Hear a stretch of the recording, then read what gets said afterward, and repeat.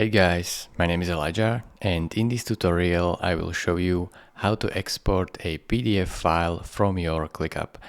This is really simple, so I will show you right now how to do this. First step is to create a dashboard in order to export it to PDF. So click on your profile picture right here, go all the way down, as you can see, create dashboard, so click on that.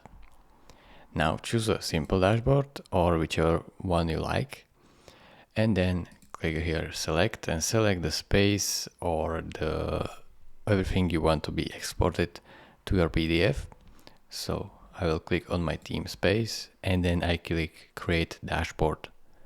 It will create this dashboard for me, and now I can simply export it to PDF. So click right here, export to PDF button, and click on download PDF or export PDF to email if you want. So click on it, and as you can see, it will generate a PDF and I can download it simply like so. Thank you for watching. If this video was helpful to you, consider subscribing and liking this video, and I will see you in the next tutorial. Bye bye.